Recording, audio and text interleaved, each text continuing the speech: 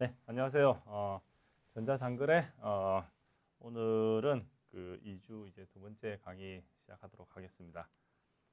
오늘의 그 뭐 주요 이제 대주제는 인터넷에 진화해서 이제 웹 2.0의 이제 첫 번째 시간이고 뭐 다음 시간에 이제 웹 2.0에 대해서 이제 세부 서비스에 대해서 좀 더 이제 심도 있게 이야기를 하도록 하고 오늘 강의에 앞서서 그 이전에 우리가 이제 이야기했던 그 내용들 좀 정리를 하면 이전에 이제 그 인터넷이라고 하는 그 기술에 대해서 이제 이야기를 했습니다. 먼저 인터넷의 그런 그 히스토리 이제 유래가 어떻게 해서 시작되었냐 해서 인터넷은 이제 초창기 때 국방 연구 목적으로 사용되는 이제 알파넷에서 시작이 되었고 그 조그마한 이제 네트워크가 뭐 조그맣지는 않죠. 이제 크기는 이제 뭐 큰 네트워크였습니다. 단순히 이제 그 네트워크에 참여하는 기관들이 이제 4개 기관으로 이제 적을 뿐이었지. 알파넷에서 시작해서 이제 미국의 이제 내셔널 사이언스 파운데이션에서 이제 지원을 받아서 이제 NSF 이제 넷이 이제 생성이 되었고 그게 이제 점점 이제 커져가지고 지금 이제 인터넷이 되었다고 이제 말씀드렸고 자 이런 인터넷이 가지고 있는 특징들이 있고 그 다음에 이제 인터넷에서 우리가 정보를 주고받는 그런 어떤 기술적인 부분에서 우리가 서킷 스위칭 방법, 그 다음에 패킷 스위칭 방법 두 가지를 이야기를 했습니다. 서킷 스위칭은 이제 데이터 전체 통으로 이제 보내는 형태고 패킷 스위칭은 이제 전체 온본 데이터를 이제 쪼개가지고 패킷으로 쪼개서 보내는 방식이다. 거기서 사용되는 규칙이 이제 TCP/IP 이제 프로토콜이라고 이제 말씀을 드렸습니다.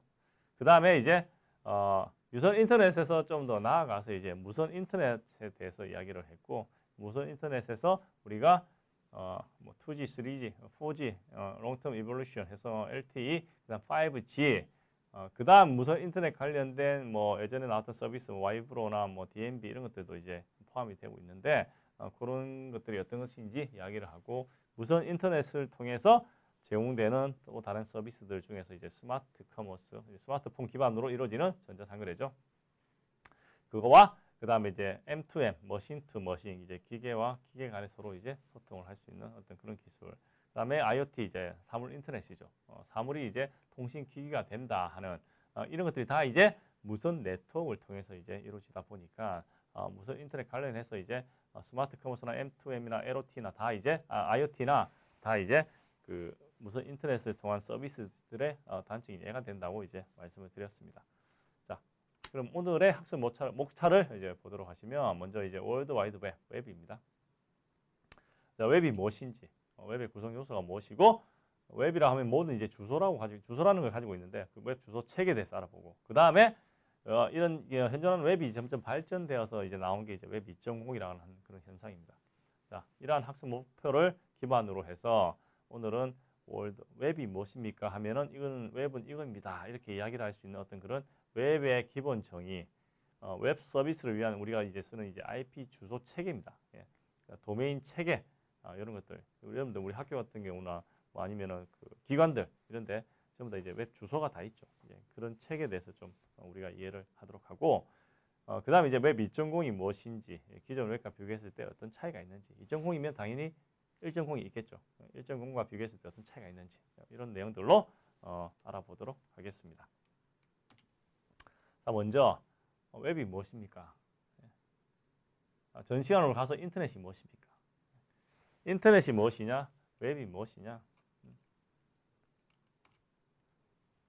이 두 가지 질문이 실제로 제가 뭐 저기 박사학위 공부할 때 이제 그 전공에 대한 어떤 전반적인 이해력을 검증하는 이제 종합 시험을 이제 보거든요. 이제 컴프레hen시브 이그잼이라는 종합 시험을 보는데 우리가 이제 저희는 이제 보통 그 이제 8시간 시험이라 합니다. 8hour exam에서 하루 종일 보는 시험이라서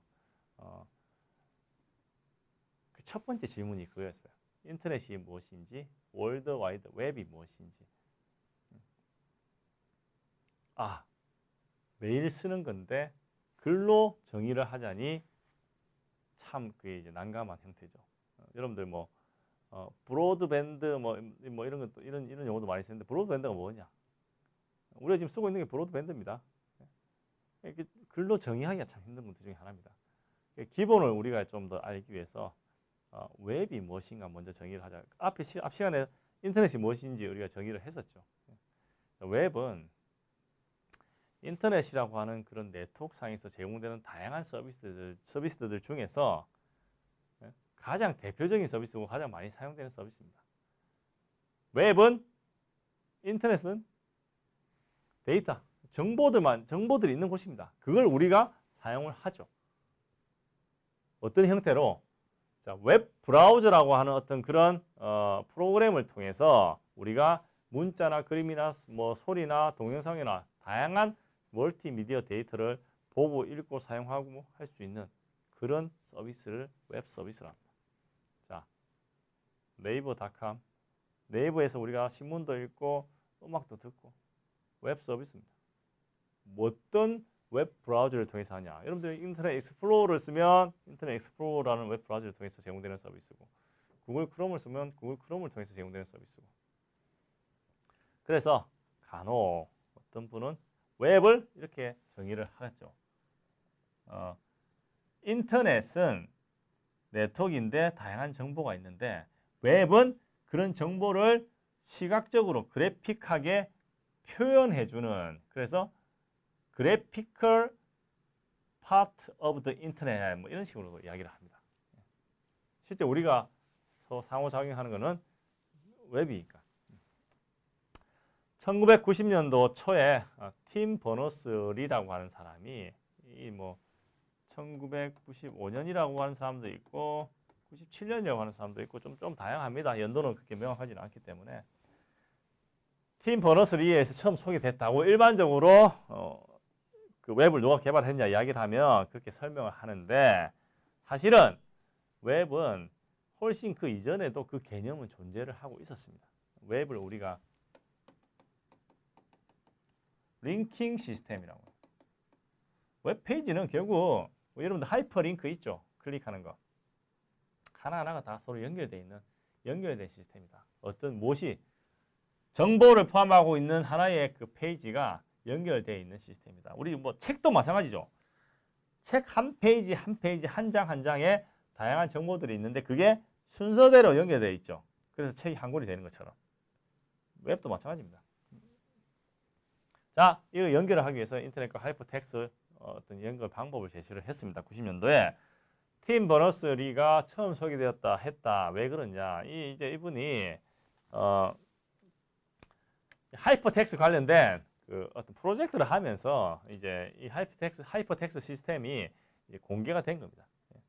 최근에 이제 2018년도 그 한 2년 전에 팀 버너스-리가 현존하는 웹은 중앙 집중형 괴물이 되었기 때문에 전체 인터넷과 웹을 다 뜯어 고쳐야 된다. 이제 그런 이야기를 했습니다. 원래 목적과 상당히 이제 다르게 이제 지금 사용되고 있다. 이제 그 말이거든요. 실제 웹상에서 가짜 뉴스, 거짓된 정보, 좋지 않은 그런 것들이 너무 오염되어 있는 거죠. 네. 여러분들 컴퓨터 한 번씩 관리가 안 되면 스마트폰도 마찬가지죠. 한 번씩 다 데이터 다 백업 시켜놓고 스마트폰 초기화 시켜버리죠. 네. 컴퓨터도 다 포맷 시키죠. 네. 웹도 팀 버너스-리가 최근에 이야기한 게 한 번 다 소위 말해서 이제 갈아엎어야 된다. 네. 다시 시작해야 된다. 네. 그런 이야기를 하기도 했습니다.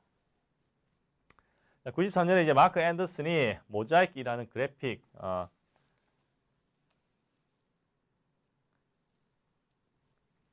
사용자 인터페이스를 가진 이제 웹 브라우저를 처음 개발하게 됩니다. 이 웹 브라우저입니다. 웹 브라우저를 통해서 웹 서비스를 이제 사용하기 때문에 그 다음에 이제 94년도에 이제 넷스케이프 내비게이터가 이제 출시가 되었죠. 이 브라우저가 출시되면서 더 많은 사람들이 웹 서비스를 사용하게 되었고, 그 다음에 인터넷 익스플로러, 그 뒤에 나온 뭐 파이어폭스, 저기 구글 크롬부터 해서 이제 다양한 어떤 그런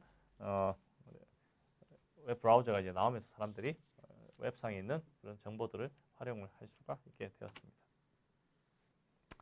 자, 이런 웹 구성 요소를 보시면 하이퍼텍스트, 이거 말고도 다양하게 있지만 하이퍼텍스트, 클라이언트 서버 컴퓨팅 모델, 웹 브라우저 화면 구성 언어 해서 먼저 이야기한 것부터 보시면 웹 브라우저는 이제 먼저 프로그램입니다.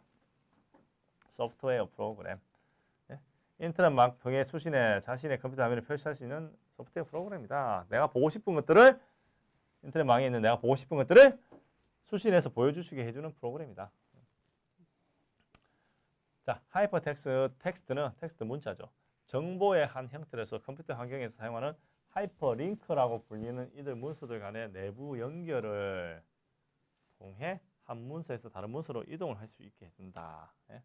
하이퍼텍스트는 링킹 시스템입니다. 한 문서에서 다른 문서로 이동할 수 있게 해주는. 웹은 결국 링킹 시스템, 하이퍼텍스트 형태입니다. 클라이언트 서버 컴퓨터는 이게 이제 클라이언트는 사용자. 서버는 사용자가 요청한 그런 정보 데이터를 저장되어 있는 컴퓨터. 예.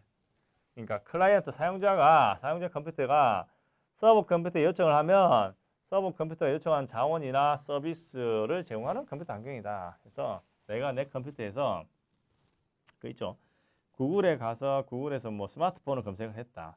스마트폰과 관련된 그런 정보 데이터를 저장하고 있는 서버들은 응답을 해줍니다. 그래서 내가 검색 결과에서 볼 수가 있는 거죠.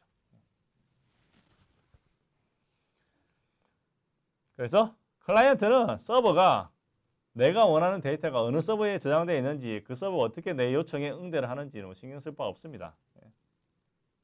클라이언트는 자기 할 일만 열심히 하면 되고 간혹 서비스 unavailable 뭐 그런 문구 뜨죠. 내가 접속하고자 하는 특정 사이트가 서버에 이제 문제가 있다든지 뭐 아니면 네트워크가 끊어졌다든지 뭐 그런 경우 그런 데이터 뭐 파일 뭐 not exist 뭐 그런 이야기 하죠. 그게 이제 서버 컴퓨터에 그 데이터가 더 이상 없다는 겁니다. 화면 구성 언어 이제 웹 브라우저 내에 원하는 모양의 정보를 표현할 수 있도록 웹페이지 화면을 구성해주기 위한 언어다. 이거는 사용자들이 좀 더 보기 편하게 이제 해주는 그런 기술이고. 자, 웹 브라우저 한번 이렇게 보시면 여기 2018년 1월 기준입니다. 그래서 자, 구글 크롬 그래서 58.4. 옛날에는 PC죠. 개인용 PC와 이제 스마트폰의 그 브라우저 이제 시장이 좀 틀렸는데 옛날엔 얘가 위에 있었습니다. 위에. 근데 이제 구글 익스플로러하고 이제 엣지 나오죠. 마이크로소프트 엣지 같은 경우도 엣지 잘 안 쓰는데 불편해가지고 지금 이제 크롬이나 뭐 파이어폭스 이런 거 이제 오픈 소스로 해가지고 그 공개로 이제 공짜로 사용할 수 있는 그런 형태입니다. 크롬이 이제 58.4% 이제 상당히 이제 그 트렌드 봤을 때 이제 뭐 올라갔고 사파리, 파이어폭스 이런 것들 저기 온라인 가서 찾아가지고 검색해가지고 설치해서 쓰면 돼요. 이제 익스플로러가 이제 좀 많이 이제 떨어진 그런 상황이라고 보시면 되고 저도 개인적으로 뭐 얘를 크롬을 좀 더 많이 써요.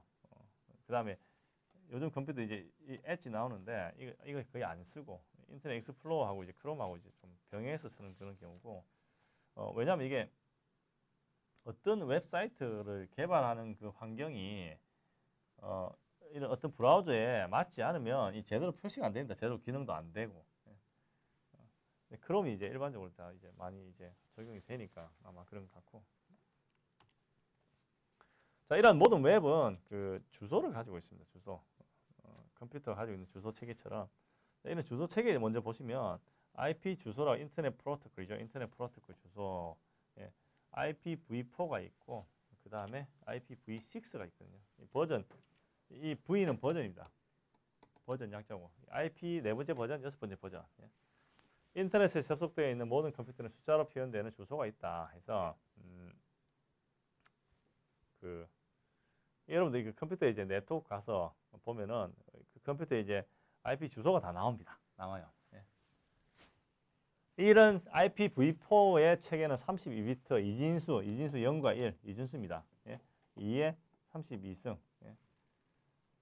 IP 주소가 이제 만들어내는 게 4개의 10진수 0과 225 해서 어떻게 되냐면 0.0.0.0에서 255.255.255.255 이 사이에 조합 가능한 어떤 그런 번호들로 주소를 생성할 수 있더라. 그래서 이론적으로 봤을 때, 요 사이에 이론적으로 봤을 때 몇 개입니까 이게?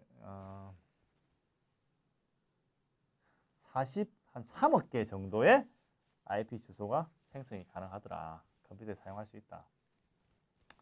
자, 전 세계 인구가 몇 명입니까? 거의 한 70억 정도 되죠. 예. 한 사람한테 하나의 IP도 안 떨어진다는 거죠. 즉, 모자란다. IP 주소가 모자라다. 자, 그래서 이런 IP 부족 현상, 전 세계 여기는 50억 인구로 했는데 인구가 뭐 제가 알기로는 좀 더 많은 걸로 알고 있습니다. 50억 인구 1인당 다수의 기기를 사용하죠. 그러면 IP 주소가 현저하게 모자랍니다. 그 다음에 여기 맨 밑에 인터넷 오브 띵스 IoT 사물 인터넷. 예? 사물 인터넷 앞에서 이야기했지만 뭡니까? 사물이 통신 기기가 된다. 그럼 여기도 IP 주소를 줘야 돼요. 예? 더 모자라죠. 너무 모자라니까 이제 새로운 기술을 개발해서 버전 6를 이제 만들었고 현재 사용하고 있는 이 32비트를 4배로 확장해서 128비트로 했어. 자, 이렇게 되면 생성할 수 있는 IP 주소가 이제 1조 개 이상의 주소를 마련할 수 있다. 예. 그러면 전 세계 인구가 다 쓰고도 그 다음에 기기들이 쓰고도 충분히 남는다는 거죠. 여러분들 그래서 그 컴퓨터에 PC에 네트워크 가면 IPv4, IPv6 이렇게 다 나올 건데 IPv4에 아마 지금 들어가 있을 겁니다. 기존에 이 많은 양의 IP 주소를 버전 6로 이제 옮겨가는데 그게 하루아침에 되지는 않다는 거죠. 시간이 지나면서 점점 바뀔 거다. 그 다음에 자, 웹 주소에서 이제 도메인이라고 하는 거 이제 도메인. 도메인 네임 서버 시스템 DNS라 해서 이제 특정 네트워크에 속한 특정 호스트에 접속하기 위해서 일일이 숫자로 된 IP 하면은 뭐 156.27.101.04 뭐 이렇게 나왔죠. 그냥 제가 만든 겁니다. 이거는 이 IP 주소를 기억하지 않고 도메인 이름을 기억하는 거죠. 다른 말로 할게요. 여러분들 주민등록번호가 있고 이름이 있죠. 여러분들 친구는 이름은 기억하는데 주민등록번호 모릅니다. 물론 주민등록번호는 뭐 개인정보니까 또 안 알려주겠지만 예? 보통은 다 친구나 주위 사람 이름으로 기억합니다. 주민등록번호로 기억 안 하죠. 근데 주민등록번호가 어떻게 됐습니까? 대한민국 국민은 1인당 하나의 다른 주민등록번호를 받죠. 그 나이가 되면. 똑같은 주민등록번호 가지고 있는 사람 아무도 없습니다. 나의 주민등록번호는 즉 나죠. 예? 근데 주민등록번호로 사람을 찾지는 않거든요. 자, 웹도 똑같습니다. 웹도. 예? 웹 주소는 기억하지만 네이버닷컴 다 기억하죠. 예? 아마존닷컴 압니다. 코카콜라 회사의 도메인 이름, 웹 주소 뭘까요? 코카콜라닷컴 정도 되겠죠. 펩시닷컴 정도 될 거고, 자동차 혼다닷컴, 뭐 현대자동차는 뭐 현대닷컴 뭐 그렇게 되겠죠. 그런데 그러한 그 도메인 이름은 각각 상응하는 IP 주소를 다 가지고 있어요. 자, 여기서 이제 보면 학교의 도메인입니다. 요거는 이제 조금 보시면 루트 도메인이 있고 루트 도메인 or.org, .com, .net, .edu 각각 표현하는 게 틀립니다. org는 이제 organization 약자고 com은 commercial 약자고 net은 이 두 개 같은 목적입니다. 상업적인 거. edu는 이제 미국 같은 경우 이제 education 그 교육기관, GOV는 정부기관이죠. 이런 것들이 사용되는데 여기 나와 있는 거는 이제 그 국가 코드입니다. KR은 뭐 당연히 우리나라 이제 한국이 코리아 약자고 JP는 일본, 뭐 FR은 이제 프랑스죠. 이제 봤을 때 제일 오른쪽에 있는 거 국가 코드가 표시가 돼야 되면 국가 코드를 이야기하고 그 다음 나오는 게 여기 나오는 게 이제 AC죠. AC 같은 경우는 아카데미 약자입니다.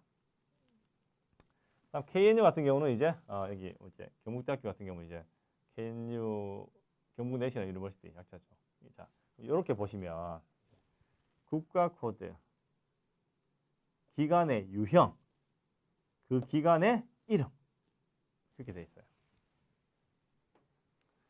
그러면 얘가 이 도메인 이름이 가지고 있는 IP 주소가 있습니다. IP 주소. 근데 IP 주소는 보통 사람 기억 못하고 이것만 기억하는 거죠. 경영대학 어떻게 되냐면 보통 많이 쓰는 게 bits. 여기로 볼게요. knu.ac.kr 이게 이게 경영학부의 웹 주소입니다. 국가, 기관 유형, 기관명, 그 기관 안에 있는 어떤 부서나 이제 단과대학, 학과 그렇게 구성이 되어 있죠. 여기서 이렇게 갈수록 점점 단위가 이제 작아지는 단위다. 자, 이러한 이런 웹 이제 주소 체계를 이런 뭐 아마존도 IP 주소가 있습니다. 아마존 IP 주소 찾을 수도 있고 그런 IP 주소를 이제 할당하는 곳이 있고 같은 의미지만 어떤 것이 일반적으로 더 기억하기 쉽고 이제 하나에 따라서 사용되는 게 틀리다. 실제 IP 주소 그 어디죠? 그 주소창 있죠 위에 거기 치면은 그 사이트로 접속이 가능합니다. 그 사이트의 그 IP 주소를 알면. 자, 웹이 계속 진화를 해서 이제 나오게 된 게 웹 2.0의 개념인데 왜 2.0에 대해서 이야기를 하냐? 웹 2.0이 이제 지금 우리가 지금 살고 있는 그런 현대 사회에서 이제 가장 일반적으로 많이 사용이 되고 있기 때문에 웹 2.0에 대해서 이야기를 하게 되고 웹 2.0이 또 전자상거래에 이제 미치는 영향을 봤을 때 웹 2.0의 어떤 특정한 서비스에 의해서 소셜 커머스라고 하는 것도 이제 새로운 비즈니스 형태도 만들어지고 했기 때문에 웹 2.0에 대해서 좀 알아보도록 하겠습니다. 자, 웹 2.0의 그 개념은 처음에 오라일리라고 하는 사람이 이 출판사 이제 대표자인 존 베텔과 팀 오라일리가 처음 사용한 용어다. 이게 이제 언론 쪽이나 이런 데서 이제 처음 사용했어요. 그쪽에 사람들이 뭐 만들기 좋아합니다. 이제 닷컴 붕괴가 이제 닷컴이 다 무너진 게 이제 90년도 후반입니다. 후반. 그때 뭐 거의 99%의 닷컴이 다 이제 망했는데 소위 말해서 구글, 이베이, 아마존 같은 기업들은 이제 살아남았습니다. 자, 웹 2.0은 웹을 능동적 주체로 사용하는 방식이다. 자, 웹 2.0이 가지고 있는 특징들이 있는데 웹 1.0이 있죠. 1.0, 2.0. 자, 1.0은 그 웹사이트 가면 소위 말해서 거기 올라 있는 정보들이 그 기업이나 그 기관 만든 그 기업이나 그 기관이 자기들이 만들어 놨고 2.0은 사용자 참여가 많습니다. 웹에 올라와 있는 많은 정보들이 사용자들이 올려놨다. 자, 페이스북은 플랫폼입니다. 어떤 플랫폼이냐? 사회관계를 맺기 위해서. 그럼 거기 올라와 있는 사진, 정보들 누가 올립니까? 각 개인들이 다 올리죠. 플랫폼만 제공해주고.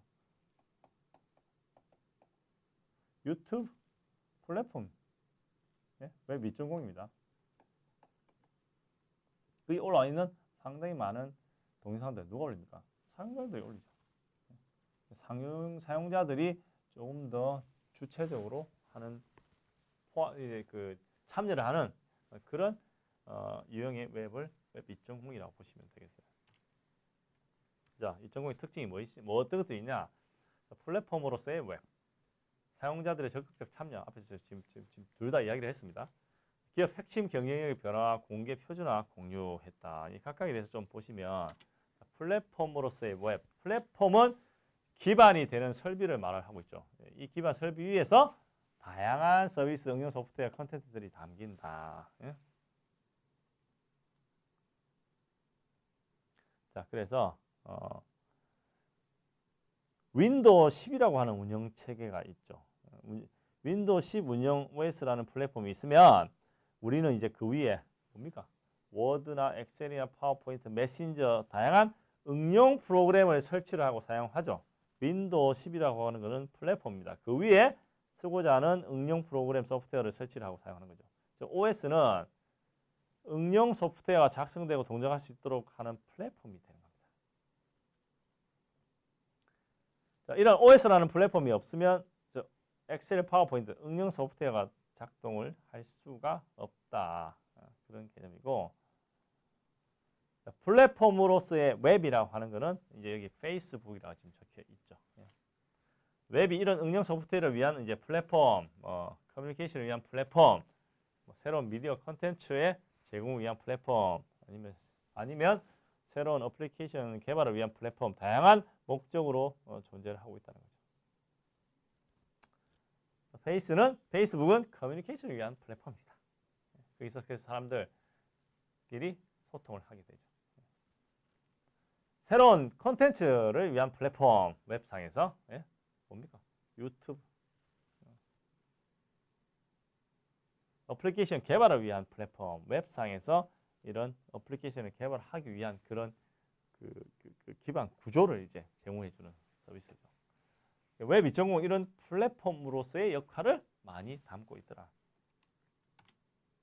사용자 측의 적극적인 참여. 많은 컨텐츠가 앞에서 이야기했지만 대중들의 자발적인 참여에 의해서 이루어집니다. 그래서 UCC라는 게 만들어졌죠. User Created Content. 유튜브에 있는 상당히 많은 그런 데이터들의 동영상들이 사용자들의 참여가 없으면 지금의 유튜브가 될 수는 없습니다. 자, 그래서 나온 게 디지털 프로슈머. 뭐냐? 프로듀서 이제 생산자죠. 컨슈머 이제 소비자죠. 합쳐서 프로슈머로 합니다. 이게 결국 뭐냐? 지금 웹을 사용하는, 즉 웹 2.0을 사용하는 상당히 많은 사람들은 데이터라고 하는 걸 그 컨텐츠를 생성을 하는 사람인 동시에 다른 사람들의 컨텐츠를 소비하는 소비자다. 생산과 소비의 주체자라는 거죠. 우리는 데이터도 생성하고 소비도 한다. 그래서 프로슈머라고 이야기를 합니다. 그게 어느 환경? 인터넷 같은 디지털 환경에서. 그 다음에 사용자의 적극적 참여. 롱테일 또 나옵니다. 예전에 이야기했죠. 롱테일. 끝에 있는. 소외된 매니아 계층의 참여를 중시한다. 즉 뭐냐? 그거죠. 자, 우리 그런 사람들 있죠. 수업 시간에 자, 발표해 보세요. 뭐 질문해 보세요 하는데 조용히 앉아 있는 친구들 있습니다. 대중들 앞에서 이야기하는 거 좀 약간 그냥 단순히 본인 성격상 앞에 나서기 싫어하고 사람들 많은 데서 발표하는 거 이런 거 좀 이제 불편해하는 사람들이 있죠. 뭐 좋다 나쁘다는 게 아니고 그냥 본인 성격이 좀 더 내성적인 사람들 이제 그런 사람들. 예. 자, 웹 2.0은 이런 사람들까지도 네트워크상에서 뭡니까? 의견을 게시를 하고 할 수 있다는 거죠. 왜 그러냐? 웹상에서 누가 무슨 걸 적어놨는지 물론 뭐 찾아보면 알 수는 있겠지만 모른다는 거죠. 그러니까 기존의 롱테일 쪽 끝쪽에 있는 조용한 사람들까지도 한마디 한다는 겁니다. 이제 그런 말이 있어요. 그 영어로 Nobody knows you are dog. 약간 그 풍자인데 옛날에 그 미국 신문에서 본 건데 풍자식으로 이제 Nobody knows you are dog. 예? 그리고 옆에다가 이제 걔가 그 컴퓨터 앞에 앉아가지고 타이핑 치는 모습을 이제 그림으로 이제 표현해 둔 걸 제가 이제 신문에서 옛날에 그 미국에 있을 때 본 적이 있는데 그 말이 뭐냐? 인터넷상에서 웹상에서 누가 무슨 글 적는지 알 수가 없잖아요. 그렇다 보니까 롱테일 쪽에 있는 사람들도 참여를 많이 하죠.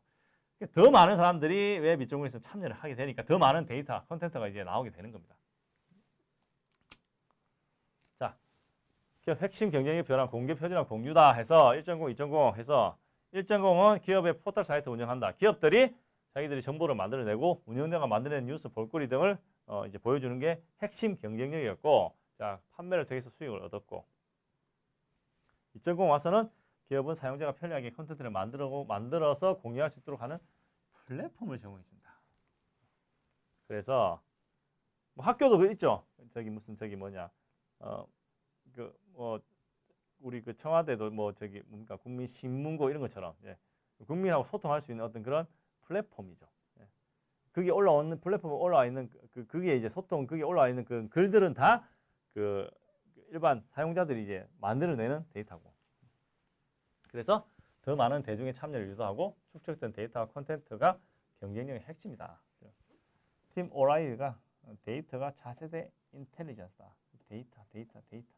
데이터가 그만큼 중요하다. 여기서는 이제 엄밀히 따지면 이제 웹 데이터입니다. 웹 데이터. 웹에 올라오는 사용자가 만들어내온 많은 데이터. 그걸 이제 분석을 해보니까 뭐 이게 쓸 수 있는 이게 유용한 정보들이 많더라. 그게 이제 이게 점점 해서 이제 빅데이터로 이어지는 거죠. 그 다음에 자, 웹은 이제 누구나 사용하기 쉽게 해주는 그 오픈 API를 제공한다. 그래서 오픈 API 오픈 API 어플리케이션 프로그램 인터페이스라는 말인데 오픈 데이터, 공개 데이터 그 말이죠. 오픈 API를 제공함으로써 기업이 가지고 있는 서비스들은 무한정으로 이제 확장되기 쉽다 해서 예를 들면 내가 이제 뭐 생각하고 있는 어떤 새로운 그런 어플리케이션 부동산 정보를 지도에 보여주고자 이제 한다면 요즘 그런 서비스 있잖아요. 예, 그 어디야 지도 위에 뭐 부동산 정보들 이렇게 올라와 있는 것들. 뭐 그걸 이제 해주고 싶다면 새로 지도를 만들 필요 없이 뭐 합니까? 보통 이제 구글에서 제공해주는 구글 그 지도 서비스를 오픈 API를 통해서 결합시킬 수가 있습니다. 이렇게 나와서 만들어낸 새로운 서비스를 매시업이라 합니다.